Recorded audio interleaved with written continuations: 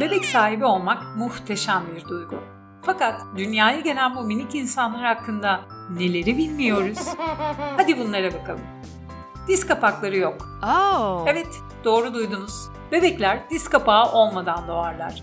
Diz kapağına benzeyen kıkırdaktan yapılmış bir yapıları vardır. Bu kıkırdak doku yaklaşık 6 aylık olana kadar tam olarak gelişmez. Yeni doğan bebeklerin gözyaşı olmadığını biliyor muydunuz?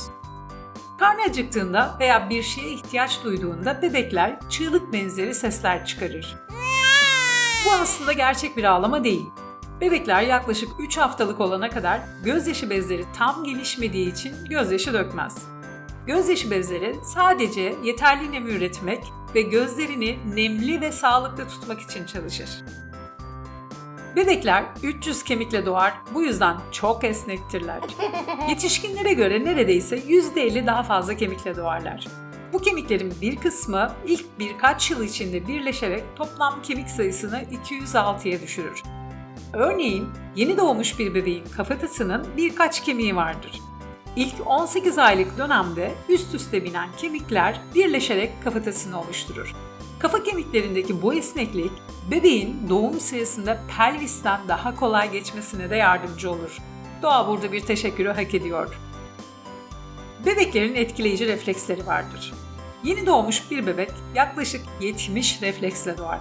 Örneğin bebeğinizi ayakları düz bir yüzeyde dik tutarsanız, bacakları adım atma hareketi yapacaktır. Elbette bebeğiniz şu anda yürüyemiyor ama yürüme bilgisi bebeğinizde ilkel bir refleks olarak doğuyor. Bebeğinizin çok irkildiğini fark ettiniz mi?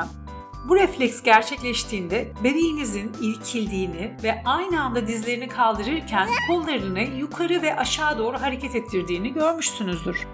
Bu moro veya irkilme refleksi olarak bilinen ve tüm bebeklerin yüksek sese verdiği doğal bir tepki.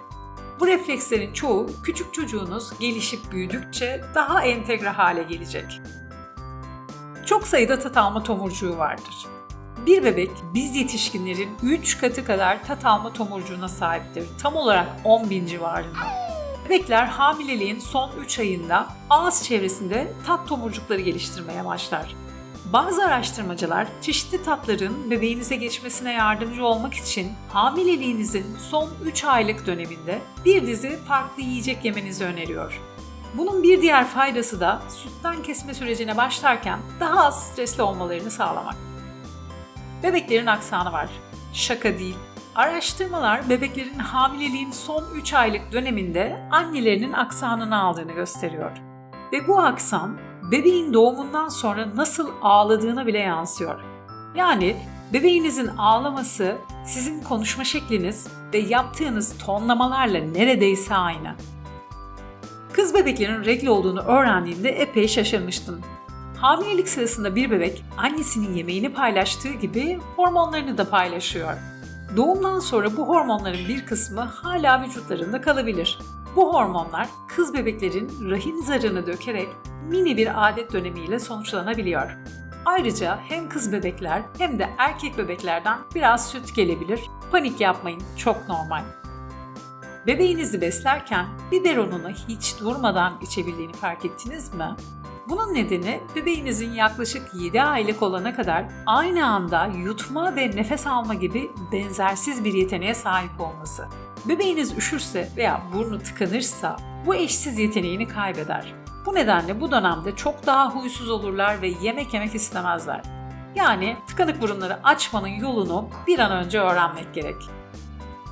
Yeni doğan bebekler yüzlerinin önünü yaklaşık 20 cm ile 30 cm'ye kadar ancak net görebilirler.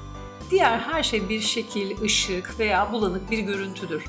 Neyse ki bebeğiniz meme emerken gözlerinizin içine bakması için mükemmel bir uzaklıktasınız. Bebeğiniz 1 veya 2 aylık olduğunda görüşü gelişmeye başlayacak. Yüzünün önünde bir oyuncağı hareket ettirdiğinizde gözlerini oyuncağa odaklayabilecek. 3 ayı bitirdiğinde ise yakın plan renkleri ve şekilleri çok daha net görebilecek. Burada size küçük bir ipucu.